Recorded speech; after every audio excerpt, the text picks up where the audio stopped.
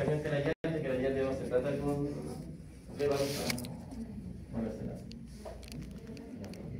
epidemiología de transmisión, principalmente la mayor incidencia de la lechería asociada a esto más que todo, a mal manejo de los calostros, de los operarios, o mal manejo ambiental en cuanto a la suciedad directamente de la misma maternidad. Signología es difícil de diferenciar, pero por ejemplo estas sí se pueden diferenciar en forma un poco más visual.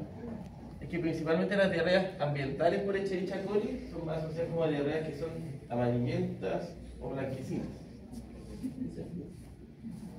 que no son tan severas, porque en realidad la Escherichia coli, excepto que les toque una STEC, que es una Escherichia coli así como de alta patogenicidad, que está generando la escoba en algunos lados, especialmente intrahospitalario, no generan ruptura del epitelio. Entonces por lo general no se logra generar diarrea con sangre como tal, sino que solamente diarrea osmótica. En cambio la salmonela, que sí se fija bien en la pared de los enterocitos y rompe directamente las uniones, genera diarrea sanguinolenta. El diagnóstico, en realidad a base clínico, no es súper difícil. La única forma de diagnosticar en realidad cuál es, cuál no en realidad sería haciendo cobro parasitológico seriado, citología, PCR, etcétera, etcétera, que cosas que por lo general no se hace en la rutina de la lechería. Como esto es de ganado, principalmente te van a llamar porque tiene un brote de diarrea en los tenderos, no te van a llamar porque un tendero tiene diarrea. Les va a tocar normalmente hacer la necropsia de uno, que va a ser típico que te llaman, por lo general cuando te llaman ya falleció uno que ya está muy mal de boca. Con eso pueden sacar muestras para saber cuál es la agente causal, pero por mientras, imagínense que yo mando a hacer, por ejemplo, un histopatológico, o sea, ahora es como un mes de estar. Entonces yo tengo que tratar de hacer el diagnóstico solamente en base a los clínicos, incluso a través de la necropsia. No tengo más opción. Tratamiento principalmente, hidratación, que es lo que les voy a decir. Voy a eso porque se ve súper chico. Y para variar, coloco siempre la...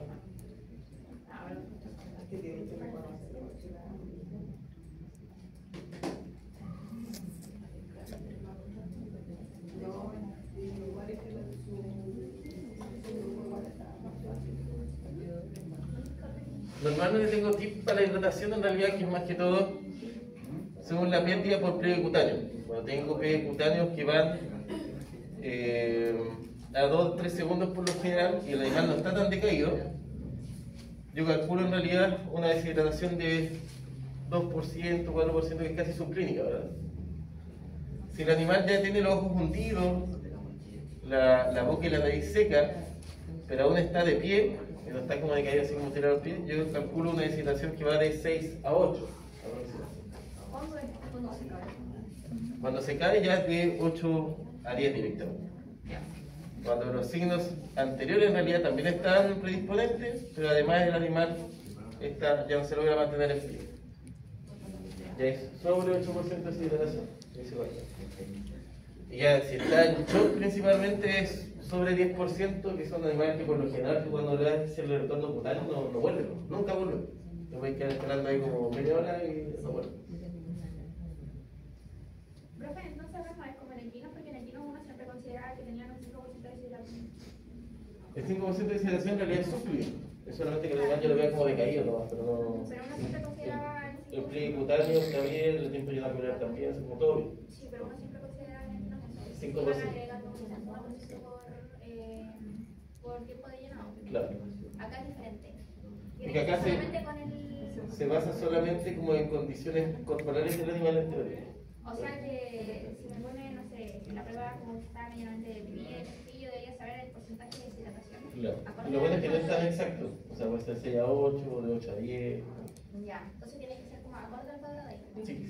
Ya. No, en todo caso yo cuando hacemos fluidoterapia directamente en ternero, les paso otra tabla, es como la de aquí, es como más detallada. Es como más a la rápida. De hecho acá está el tips que es como súper rápido, que en realidad es como el práctico. Que por ejemplo, que siempre dice que por ejemplo en un ternero sano, aproximado de unos 40-50 kilos, yo debería calcular por pérdida siempre como 5 litros. Aproximado. Cuando tienen diarrea moderada de 8 a 9 litros y cuando tienen diarrea severa de 10 a 12 litros. Estos son tips de libros y de tratamiento de diarrea en ternero.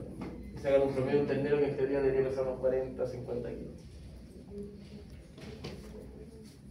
Que si por ejemplo se saltan todo el cálculo directamente y ponen como una approach práctico. Porque ahí no lo están haciendo con respecto a la seriedad, ¿cierto? No, hacen solamente como diarrea severa o diarrea leve.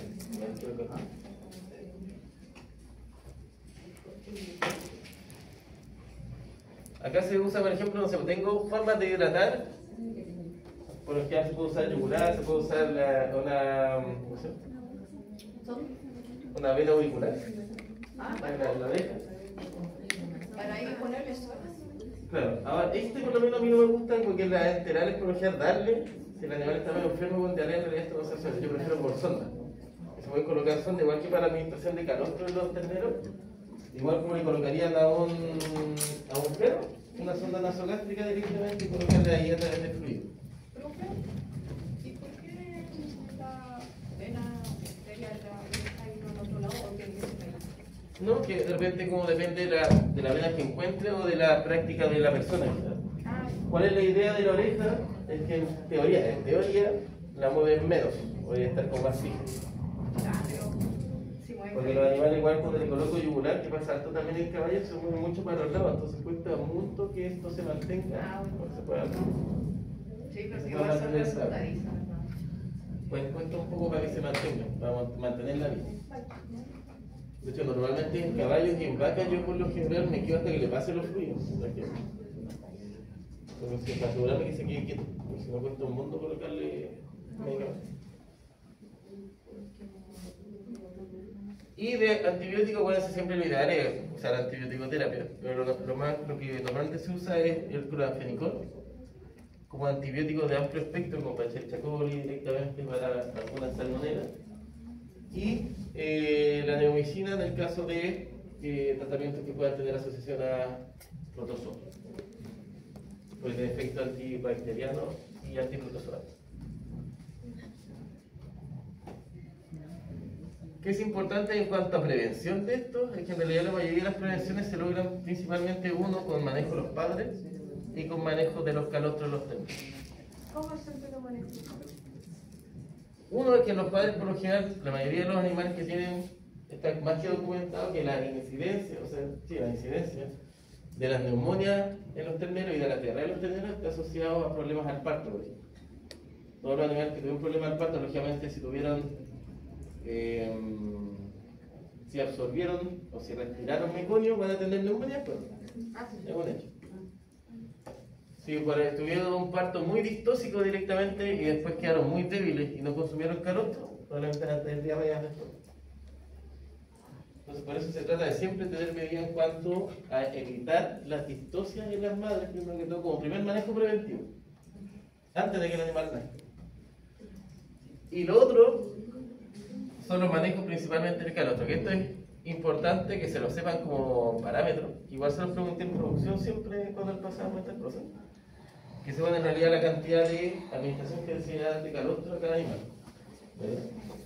que son 2 litros las primeras 6 horas y 4 litros de ahí para adelante por los siguientes días, una vez al día.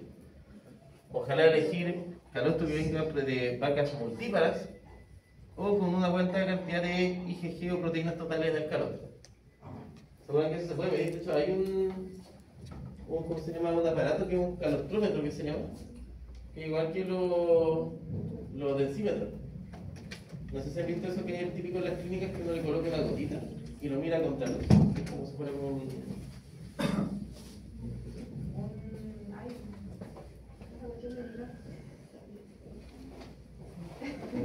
Ay, se me olvidó el velocidad. Claro. Y con eso yo puedo ver más o menos la cantidad de proteínas totales que puede tener un líquido. Y con el calostro funciona por lo menos. ¿Ya? Las proteínas totales en realidad son un indicio, no es lo mismo, pero un indicio de la cantidad de proteínas que tenga. Y la hemoglobina es un tipo de proteína. Puede ser albúmina, cualquier otra, pero es un indicio directamente. ¿Ya? Y lo otro que es importante es que tener en cuenta que por lo general estas vacas, yo las tengo, por ejemplo, si tengo vacas nodrizas que me dan calostro para almacenar y para dárselo al ternero, lo ideal es tenerlas bien alimentadas. Está bien estudiado que mientras más cantidad de pieles de esas vacas, mejor o más mejora el calostro directamente de esas vacas.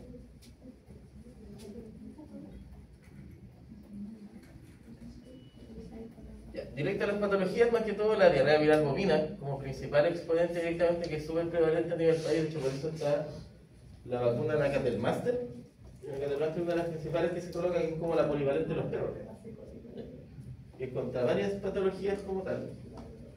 Tiene incluida la diarrea viral bovina y la IBR, que son prevalentes acá en Chile, ¿verdad? Es una enfermedad infecto-contagiosa originada por un pestivirus que principalmente genera cuadros gastrointestinales. En el cuadro clásico y en el cuadro más crónico genera lo que se llama la enfermedad de las mucosas. Y la enfermedad de las mucosas es una enfermedad crónica directamente, asociada directamente a la diarrea viral bovina. Acuérdense que esto afecta a diferentes tipos de animales. La gran mayoría de los que son del orden ortiodáctilo, o sea, la mayoría de los que son bionculados. Vacas, cabras, ovejas, pudús, ciervos, camelios, todos esos son afectados por la diarrea viral bovina.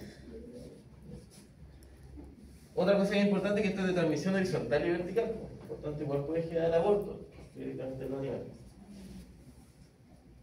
Y la presentación clásica por lo general tiene alta prevalencia, alta morbilidad, pero baja mortalidad, pero la enfermedad de las mucosas, que es la forma menos común de la enfermedad, esa sí tiene alta mortalidad como tal, porque los animales terminan demasiado. Tanta diarrea que no se les pasa con absolutamente nada, que es una enfermedad en toda la mucosa gastrointestinal, no se absorbe el alimento y terminan los animales caquéxicos demasiado y muriendo prácticamente por inanición. Signos clínicos, principalmente la baja de parámetros productivos, si es subclínico, si uno lo detecta, ¿verdad? Acuérdense que me genera también algunas alteraciones en las mucosas que se pueden observar. Úlceras bucales y diarrea, y abortos como tal son como los signos clínicos más predominantes. El diagnóstico por lo general sí se hace por serología. Y aquí por lo general puedo hacer serología. ¿Qué es lo importante de la serología si yo aparte tengo un ganado que lo estoy vacunando? ¿Qué tengo que tener en cuenta? Claro. ¿Qué me podría pasar si están vacunados hace como 1 o 2 semanas? ¿Ya? ¿Y me va a dar falso? Positivo. ¿Verdad? Y el gold standard, acuérdense que siempre para un virus, siempre yo voy a tener como prueba serológica, que es la prueba de campo, ¿verdad? La más rápida. Voy a tener una prueba que es de confirmatoria, que principalmente es PCR. Y voy a tener una prueba que es el gold standard, que si yo quiero hacer, por ejemplo, un estudio, si lo quiero publicar, por ejemplo, en una revista, tengo que sí usar el gold standard, y el gold standard de enfermedades virales siempre va a ser el aislamiento viral. Siempre. Tratamiento es solamente sintomático, porque en realidad esto es una enfermedad viral, no tengo cómo tratarlo, no se van a contarle antibióticos, en realidad se que quiera prevenir alguna enfermedad bacteriana secundaria, pero en realidad no saco nada. Y la prevención sí es a través de las vacunas. Por eso que el ganado por lo general se vacuna siempre contra diarrea viral bovina.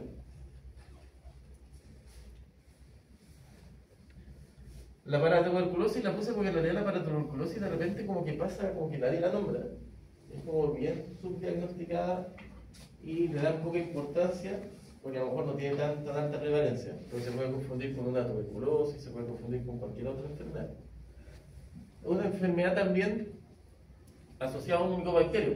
En el caso de la tuberculosis era el Mycobacterium bovis, en este caso el Mycobacterium avium, que también puede afectar a gran gama de artiodáctilos: vacas, ciervos, ovejas, cabras, y que genera en sola transmisión horizontal, tiene bajas mortalidades, alta morbilidad, pero principalmente genera emaciación del animal.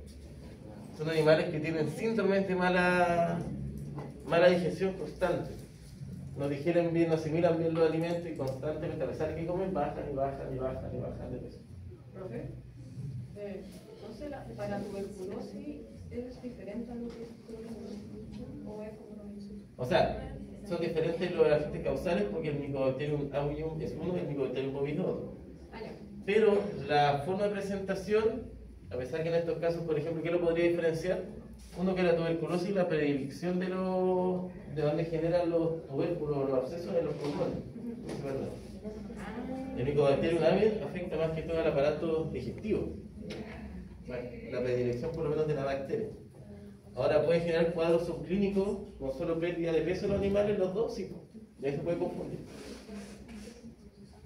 Y lo otro que es importante es que, por ejemplo, al igual que la tuberculosis, una de las características que tienen los Mycobacterium en general es que generan como estos tipos de latencia, donde se esconden en los abscesos o los tubérculos que generan. Por más que tú lo bombardees antibióticos, el antibiótico no entra a ese tubérculo. Y cuando el animal de nuevo le da como que se empezó a sentir bien, se encapsuló, y el animal también sufrió un estrés, o se enfermó de otra cosa, y el Mycobacterium aprovecha, sale de nuevo y genera una bacteria. Entonces la mayoría de estos animales afectados por diferentes tipos de bacterias tienen esta fiebre oscilante. Como que anduvo bien, no, le di antibiótico y se mejoró. Pero a la otra semana de no, estaba mal. Y le di antibiótico y se mejoró. Y después a las 3 semanas y de no estaba mal. Por eso, con esas bacterias constantes que también es súper difícil de erradicarlo de los previos. Lo mejor igual que la tuberculosis en realidad es tan difícil de eliminar en ustedes que las vacas como positivas, porque siguen eliminando Mycobacterium en el ambiente y es mejor eliminarlo.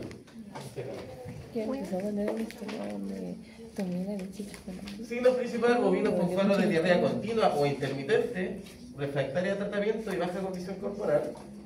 Y ovinos y caprinos son clínicos también con diarrea y solo baja condición corporal. Son estos animales con fiebres intermitentes, con cuadros de diarrea intermitente y que constantemente van bajando. Aquí, por ejemplo, el diagnóstico también, lo mismo como un agente, en este caso un agente bacteriano, no viral. Mira, un aislamiento viral. Ahí se equivocó. Sí, me equivoqué yo. ¿Cuál es? Porque este es un Mycobacterium, no es aislamiento viral. Ya. Se puede usar serología, sí, y si no, cultivo bacteriológico o una batería bioquímica y antibiótico. Tratamiento paliativo, ¿ya? Y prevención simplemente con erradicación de positivos. Porque no hay vacunas para el tuberculosis.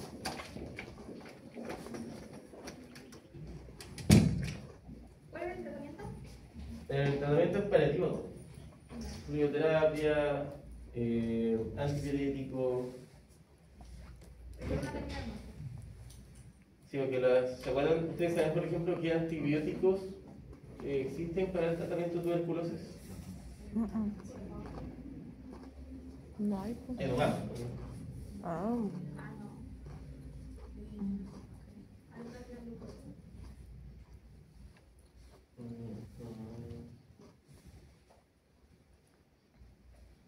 no tengo idea.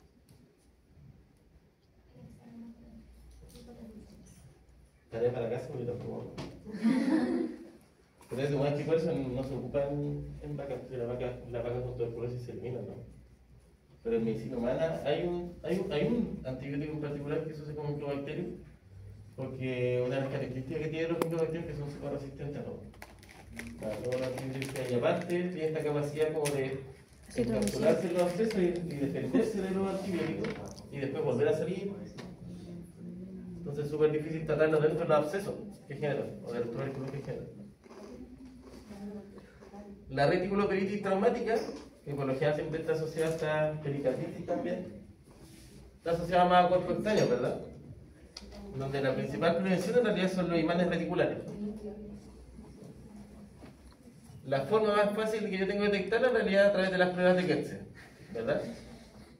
Puede tener también atonía reticular y dolor o mugido a la presión o a la inclinación directamente de los animales. El historial va a estar asociado a la anamnesis y sí o sí el diagnóstico lo voy a hacer no a través de serología, ni nada, ni radiografía, ni ecografía, sino que solo con las pruebas de Ketzer. No te puedo hacer el diagnóstico. Y en el caso, por ejemplo, muy severo, si aparte de tener animales ya con imanes e igual le da reticuloperiodontitis, tendría que hacer una ruminectomía y sacar todos los cuerpos extraños que tenga.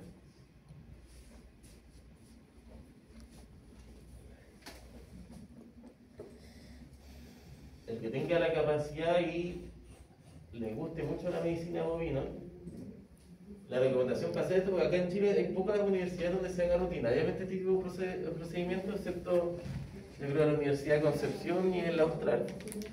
En Argentina hay varias universidades que esto lo hacen como súper rutinario y tienen hartos animales con ruminectomía directamente a hacer estudios constantes. No es algo difícil de hacer, pero casi nadie lo hace. Lo mismo, entonces lo mismo que como le dije en la cesárea, pero aquí sí entramos por izquierda, cuando está el rumen, no por derecha como en el caso de la cesárea. Lo que hacemos es sedar al animal, colocar un anillo de lidocaína y hacer una incisión para flexiar el rumen directamente a la pared abdominal. ¿Verdad? Yo voy a agarrar el rumen, lo voy a flexiar directamente, o sea, lo voy a unir a través del punto de la pared abdominal para que quede fijo. Y voy a meter la mano hasta el retículo. Y voy a sacar todo lo que tenga de contenido de cuerpo extraño. ¿Pero ¿Ya? por dónde mete la mano? Se va por el rumen hacia el retículo. Oigan, hago una incisión grande. Ya. Hago la incisión, agarro el rumen, lo plexio a la pared abdominal, abro el rumen y me meto por el rumen hasta el retículo. Ya. Y ahí se saca todo el contenido del retículo directamente.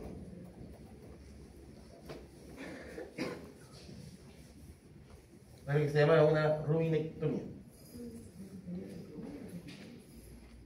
No, que se adentra por el rumen, pero tú lo que sacas es el contenido que está en el retículo. Pues la mayoría de toda la presión en el retículo, no en el rumen. La acidosis es como una, que se como se la encontraba en todas las lecherías prácticamente, una u otra vaca con acidosis, como súper común. Principalmente está asociado a alimentación alta en granos directamente o a alimentaciones que tienen poca cantidad de forraje, que no dan mucho, por ejemplo, mucho ensilado y poco forraje puro como traen los animales, poco pastoreo. Principalmente se genera cuando hay descenso en el pH menor a 5,5 y genera principalmente disbiosis bacteriana y aumento de ácido láctico. No sé si se acuerdan un poco, les pasaron algo de microbiota ruminal. Son miles y miles y miles de bacterias. Las que generan metano, las que generan ácido graso volátiles, las que generan... Es un mundo de bacterias que hay en el rumen. Y el problema es que si yo bajo mucho el pH, se me altera toda la microbiota. Y ahí a lo mejor el animal pierde la capacidad de generar ácido graso volátiles, aumenta la capacidad de generar metano, dependiendo de para dónde en realidad se altere la microbiota. Y lo otro es que hay una agente causal, al igual que cuando nosotros tenemos, no sé, cuando nosotros tenemos la úlcera gástrica de los humanos, por lo general está asociado al helicobacter, ¿verdad? En las vacas la acidosis siempre está relacionada de forma infecciosa al Streptococcus bovis, como agente infeccioso. Tiene mucha mayor incidencia en lecherías, ¿por qué? Porque a las vacas lecheras principalmente son las que le dan más concentradas, aparte del forraje que consumen, que tienen sistemas estos semi-intensivos e intensivos. La signología puede ser solamente subclínica, donde en realidad yo lo único que voy a ver es cuando veo todas las vacas lecheras, o sea, tengo las 500 vacas, y empieza el computador a sacarme la estadística y me dice, ¿sabes qué? Bajó mucho la producción y va bajando constantemente en el tiempo de los últimos meses. Entonces, una de las cosas que podría sospechar es decir, probablemente tiene acidosis subclínica. Entonces, empezando con el tema de la acidosis, tengo que ver en realidad cómo tratar. Distensión y hipotonía ruminal, deshidratación severa, en estos casos por lo general genera alta deshidratación. Acuérdense que lo que va a terminar generando es un cuadro de acidosis metabólica de la larga. Esto está muy amplio, sí, de 4 a 12 meses. Se ve que genera deshidratación, que puede ser de leve a severa. Cólicos leves, directamente a moderados. Nunca he visto un animal con acidosis con cólico severo. Y lo que sí puede generar, y harto, como bien común de la acidosis, como la única forma de detectarla así en forma clínica, son las diarreas acuosas, que se les llaman como avinagradas, como bien mediante. No sé si han visto alguna vez un perro con estiatorrea, que tenga insuficiencia pancreática exocrina o algo por el estilo. La esteatorrea, los perros por lo general se caracterizan el único tipo de diarrea que como bien característico, porque es como literal como si fuera como nata, grasa como predigerida, amarilla, y el olor, aparte de ser como pesado, debería como irritar un poco los ojos y la nariz, porque es como muy ácido. A diferencia, por ejemplo, no sé, las otras diarreas que son solo hediondas, esta cuando tú la sientes directamente es como que literal como que te irritara el ojo y la nariz directamente al oler. Porque es súper difícil que les coloque porque es agrio dulzón. Así está escrito en los libros. Yo no sé, han sacado el chupetón, pero yo creo que lo hayan probado. Hueles la diarrea. Sí, huele.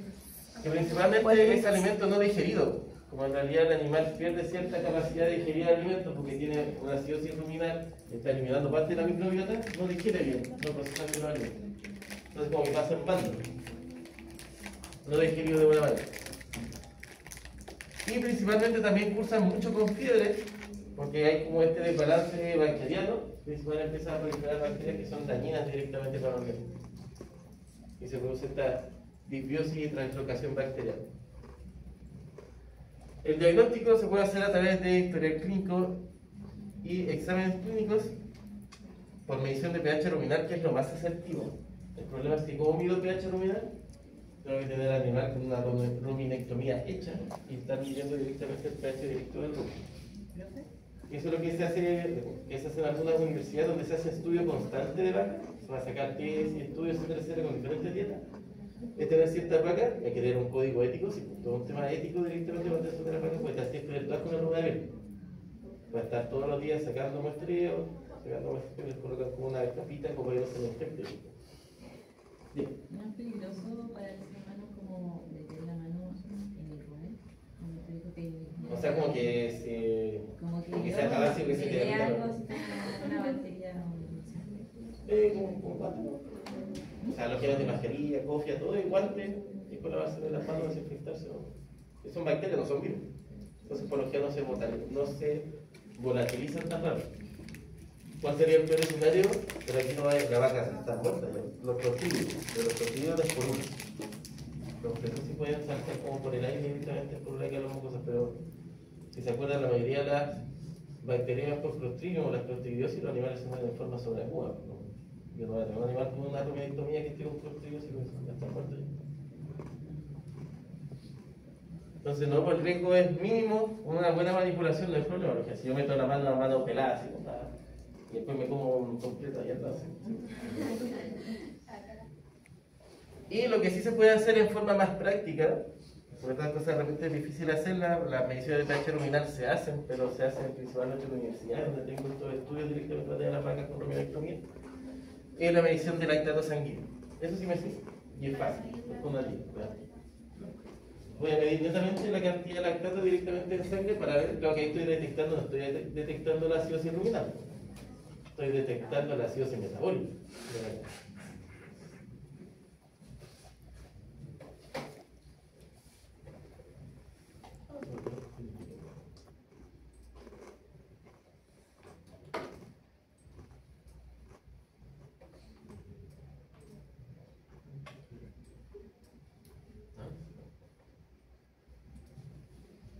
Eso es evidentemente como un ejemplo, no quiero que se lo sepan de memoria ni nada por el estilo.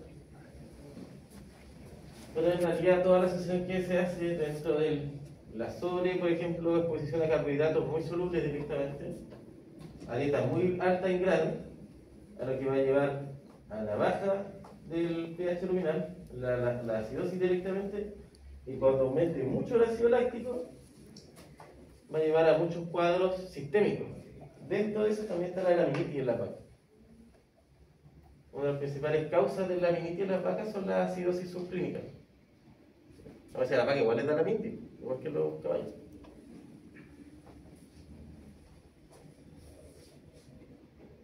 De hecho, para que lo quiere tratar, lo dejé como tema de seminario. Patologías en vaca, y la laminitis es una de las principales patologías en vaca. Son por la parte de los abscesos. Tratamiento principalmente con bicarbonato sódico endovenoso a 40, 50 gramos de bicarbonato sódico en unos 40 litros de suero fisiológico o ringer lactato. Es parecida a la dosis que se usa en medicina menor para el tratamiento de la acidosis. Antibiótico terapia de ser necesario en el caso de presentar Streptococcus bovis.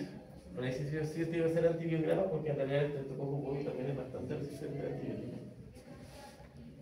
Antiinflamatorios como flumexina y glumine, y ruminectomía en el caso que sea muy crónico o tenga muchos animales afectados.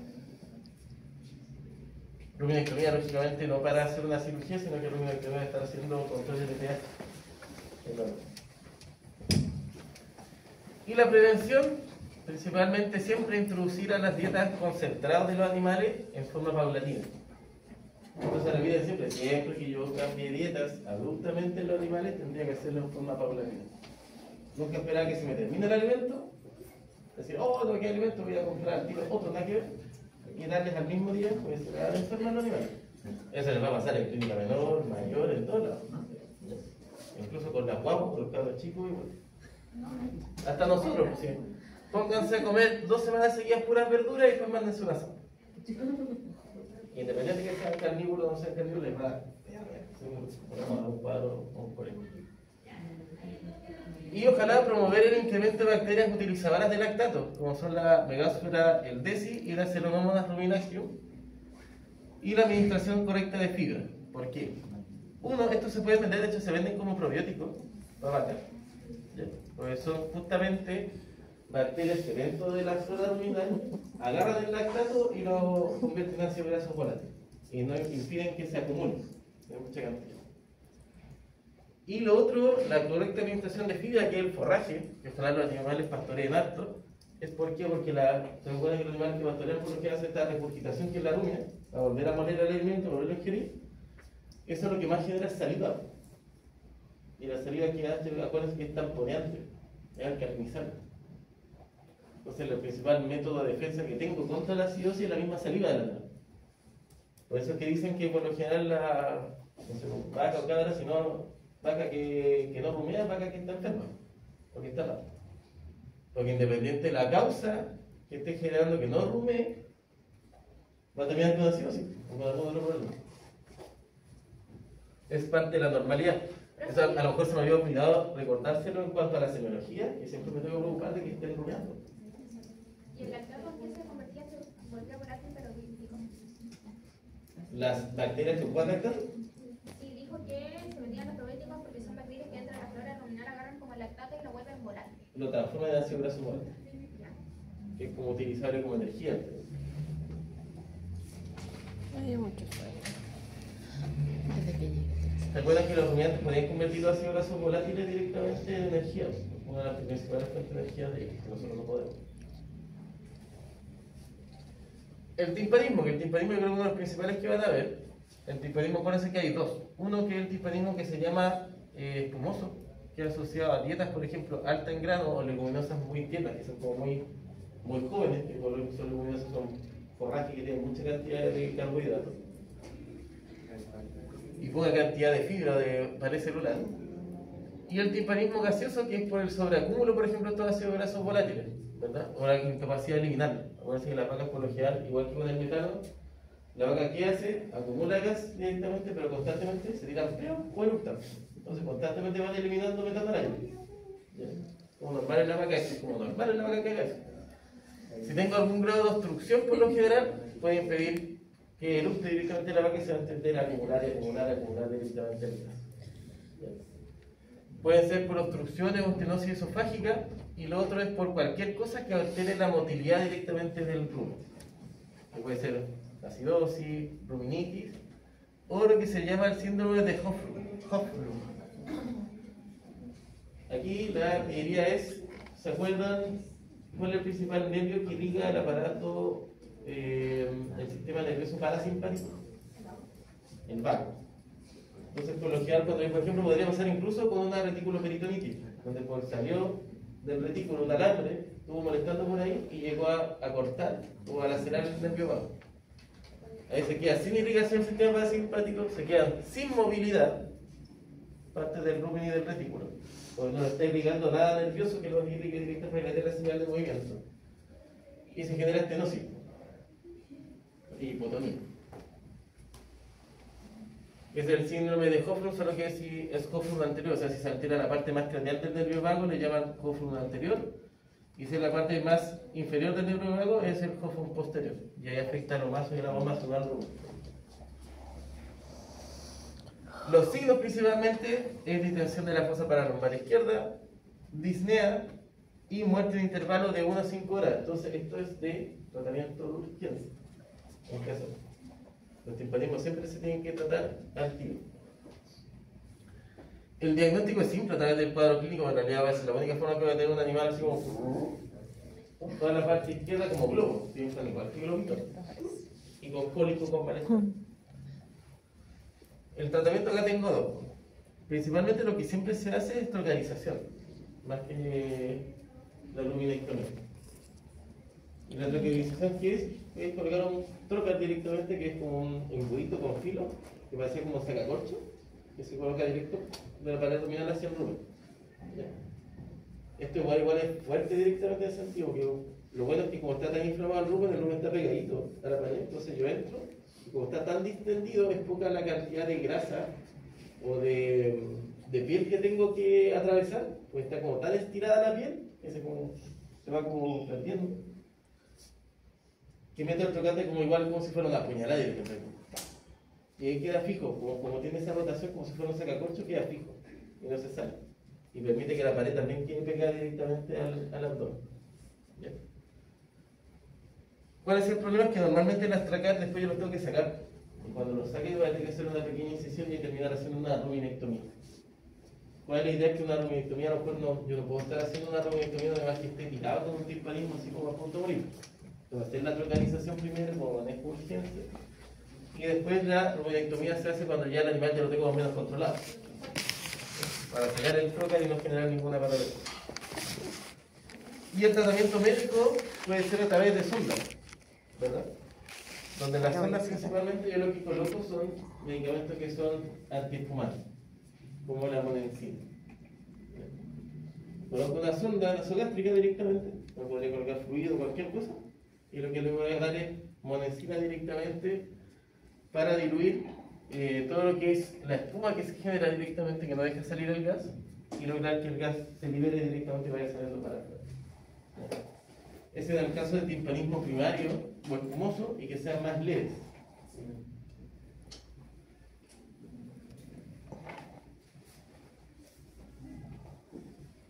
El desplazamiento basal. El desplazamiento basal dijimos que se produce por un acúmulo también de gas en el abomaso, debido al exceso de fermentación. Volvemos a lo mismo. Poca cantidad de fibra en la dieta y mucha cantidad de carbohidratos, ya sea en forma de grano o pienso o forrajes que sean demasiado tiernos, demasiado jóvenes. Y en caso, por ejemplo, de atonías abomasales por hipocalcemia, por deficiencia de catión anión positivas o balance energético negativo. ¿Eso lo entienden como frase? ¿Que es una diferencia catión anión positiva? ¿Pero se acuerdan que era un catión y un anión? ¿Ya? Debería. Ay, sí, pojere. Catión positivo, anión negativo, ¿verdad? ¿Qué, por ejemplo, qué carga tiene el calcio? El calcio es carga positiva, ¿verdad? Yo tengo hipocalcemia, como tengo poco calcio. Pero en la prueba. Estos cationes positivos, ¿verdad? No tenemos. Claro. Entonces, lo ideal es que si yo tengo desbalance de calcio, voy a tener siempre este desbalance hacia la mayor presentación de aniones que de cationes. Y eso es lo que tengo que modificar. Y eso se hace en los cálculos de quimioterapia cuando son de electrolitos, para impedir este tipo de patología. En la epidemiología, la mayor incidencia siempre entra en lechería de segundo o tercer parto, que están como más flacas. El 80%, por ejemplo, de los desplazamientos son izquierdos y son benignos. Por eso les decía que tengan ojo, que el desplazamiento de la masa puede ser para los dos lados. Pero normalmente si izquierdo es benigno y no genera mayor problema. Pero cuando son derechos y cuando tengo esta distensión de la parte ventral del abdomen, parte ventral derecha, son malos normalmente. Puede llegar muchos desplazamientos, esos son más graves y se tienden a desplazar otros órganos. ¿Esos son los derechos? Los derechos. En este caso la mayoría de los izquierdos, la mayoría son izquierdos y la mayoría son benignos. Pero si nos toca uno derecho, eso es malo y hay que tratarlo al tiro. Los signos, por lo general, aquí se genera cólico porque está generando, especialmente en el derecho, va a generar cólico más severo. Atonía y hipotonía abdominal. Distensión abdominal, principalmente en el epigastrio derecho, cuando son derechos. Cuando son izquierdos, va a generar el mismo síntoma que el timpanismo ruminal. Bueno, muy parecido. Y baja parámetros productivos en el caso que sea subclínico. El diagnóstico lo hago a través del historial y las pruebas PIN izquierda directamente, para el desplazamiento izquierdo. Puedo tener ciertos análisis bioquímicos que me van a decir para dónde va la cosa, si va por un desplazamiento dorsal, porque siempre está asociado a la hipoglicemia, a la hipocalcemia, a la hipopotasemia o a la hipocloremia. ¿Ya? Cualquiera de los dos pacientes ya se ha hecho derecha. Claro, los dos están asociados a cetosis, a desbalance energético negativo, a desbalance de aniones, etcétera, etcétera. Y el tratamiento como tal es, esto yo nunca lo logré, varios profes como los más viejitos que venían siempre como leche mía, lo nombraban y mostraban hasta videos de cómo lo habían hecho. Yo nunca tuve la oportunidad de hacerlo. Es literalmente hacer un giro de la vaca. Se patean de las patas, se les cierran, se les coloca como una tabla. No sé qué hacer, como si yo quisiera hacer como un balancín como artesanal. Pongo un tronco grande y pongo una tabla, ¿verdad? Y eso se va moviendo así, ¿verdad? Lo que hacen con el personal principalmente es primero bajar a la vaca y colocar la pata arriba, igual cuesta, y después con el mismo tronco, con el balance van haciendo peso para que se mueva para el otro lado y se quite hacia el otro lado. Eso debería ser suficiente por lo menos para lograr desplazar de nuevo la bomba a su lugar. Y si no, se hace incisión directamente y se hace lo que es una abomazopexia. 7 para probar.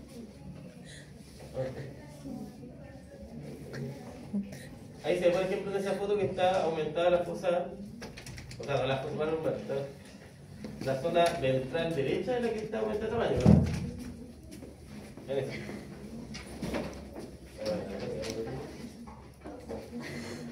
Vamos a adelantar todas las fotos. Profe, pone muchas fotos, son muy chiquititas. Unas para el nivel. Ahí se ve, si yo veo la vaca así, Ventral, está aumentado el tamaño acá, ¿verdad? derecho. Si fuera acá arriba sería timpanismo, ¿verdad? Pero está acá. Entonces esto es un desplazamiento abomasal y derecho. Fíjate que esta vaca está flaca, ¿no? ¿Se alcanza a notar? No, está flaca.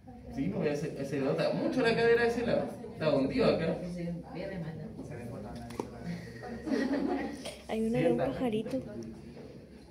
Y lo que le decía anteriormente, que en realidad si no lo logro con, con el tratamiento tabla que se llama, que es la rotación, lo que se hace es abrir igual que la rubenectomía, se abre, pues se abre por derecha, no por izquierda, y lo que se hace directamente es hacer una incisión, agarrar el abomazo y pexiar a la pared abdominal, para que no se vuelva a girar, o no se mueva su. Igual que la gastropexia que se hace en los bulbos gástricos, pero aquí se hace una abdominopexia. O sea, no, una abomazopexia. ¿Y la omentopexia? ¿Omentopexia? También la omentopexia es literalmente agarrar el omento, y cuando lo hacen con el omento, principalmente en el caso que tengan, por ejemplo, sospecha de ruptura, que también se hacen los bórbulos, que agarran el estómago y lo envuelven en el omento, y con el mismo omento lo pegan a la pared abdominal. Eso le da como más seguridad. En este caso se agarraría el aumento con el abomazo. Claro, juntos. La gracia es que están ligados, entonces van como juntitos directamente. Si yo ligo solamente el aumento, también va a tender a estirar el abomazo hacia el lado. Tratamiento principalmente con sueros altos en electrolitos, como el boroclorato de calcio, la glucosa y el cloruro de potasio. Serán medicamentos como la metoclopramida, más que son prokinéticos para disminuir la atonía. Me queda muy cabezón. La rotación, acuérdense que la rotación sí, eso se me olvidó. La rotación solo se hace en el caso de los clínicos, que son los desplazamientos izquierdos. ¿Ya? Y en los casos quirúrgicos, por lo general los derechos, se hace abomazopexia o mentopexia cuando son derechos, que son graves. ¿Ya? Eso se me olvidó mencionarle, que es importante. Y por último, la enterotoxemia. Yo no sé si les ha tocado, o en algún momento les va a tocar, que es súper común que pasa acá en los predios, cuando te llaman así de urgencia, y dicen, no, se me están muriendo todas las ovejas, todas las cabras. Lo más normal, si es agudo, súper agudo, es que sea enterotoxemia. Es súper común que sea en ganadería, principalmente, por ejemplo, les puse de los que son formato gastrointestinal. ¿Qué Clostridium conocen ustedes? y genere patologías como se ven, diferentes animales. El Clostridium botulinum, ¿verdad? Es uno, ya del botulismo. ¿Cuál más? El Fring, que es el que estamos viendo acá, ¿verdad? Que está asociado a la enterotoxemia. ¿Cuál más?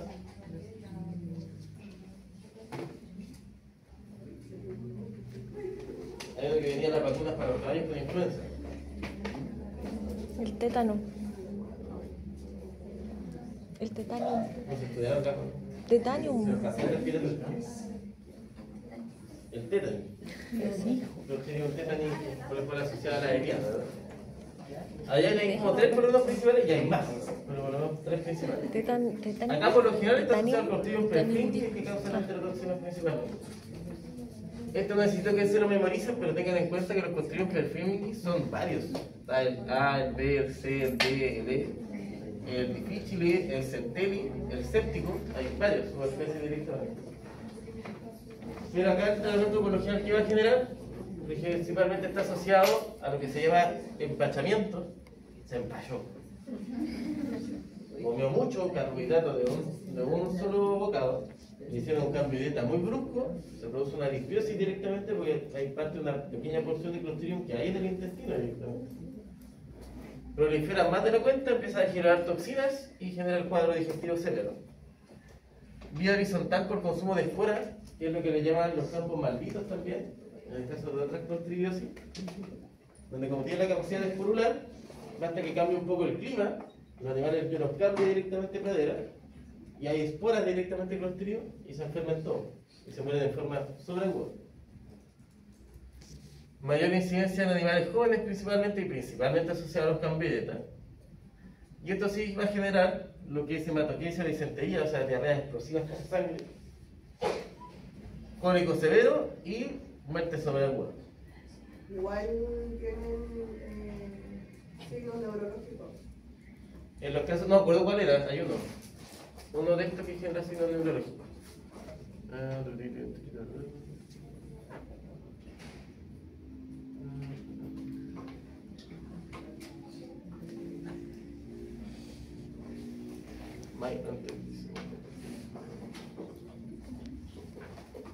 Creo que era Bueno, pero uno de los perfils que genera signos neurológicos como tal. No es tan frecuente de ver, pero sí puede generar signos neurológicos como tal. Hay tarea para casa porque no me acuerdo cuál de todos los perfils, si el A, el B, el C, el D, hay uno que genera signos neurológicos. 6D según un trabajo que hizo Ya, ahí está, 6D entonces, es verdad. Que solo, ahí tengo solo escrito como muerte súbita, ¿no? Donde puede generar signos neurológicos. Diagnóstico, dijimos, cólico, diarrea, ataxia, podría generar ataxia y convulsiones en casos de algunos específicos como tal. El tratamiento, en realidad, el gran problema que hay acá es que yo, por ejemplo, lo que principalmente voy a encontrar son varios animales muertos y el tutor me va a llamar para que no se muera del resto. Tratar un Clostridium es fácil, porque los Clostridium por lo general no son resistentes, por ejemplo, a penicilina. La penicilina nos mata. ¿Cuál es el problema? Que cuando te llaman y ya hay enterotoxemia, ya yo no estoy atacando el Clostridium, estoy atacando las toxemias que vienen, no dentro del torrente sanguíneo. Y eso no tiene tratamiento. Necesitaría un suero toxoide, eso no hay. Entonces, tratar animales que ya están con enterotoxemia es difícil. Tratar animales con clostridiosis es fácil. Entonces, en teoría, ¿qué tengo que hacer? Llegar a hacer diagnóstico. Si sospecho de esto, es todo el resto de los animales con penicilina. O sea, tratar de disminuir la población de Clostridium directamente. Los que ya están con enterotoxemia solamente fluido, medicamentos analgésicos y suena feo, pero prácticamente persinarse porque la gran mayoría son fallecen. Acuérdense que eso es lo que se llama como medicina de ganado, pero lamentablemente en este tipo de casos sería un animal de cuidado intensivo. Si yo quisiera salvar un animal con enterotoxemia ya declarada, tendría que estar dentro de un hospital UCI.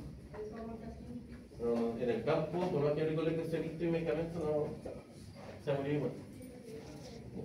Tendría que tener la única forma de tratar, y con un pronóstico malo, o sea, con una tasa de sobrevida menor al 25%, es dejarlo hospitalizado en un hospital. Que esté constantemente monitorizado con ello. Eso. ¡Bravo! ¿Qué hora es? No sé, pero me falta dibujar un rato, pero Eh, no, tengo media hora que se podría usar para no. verlo descrito, porque no hay duda. Pero eso ya por los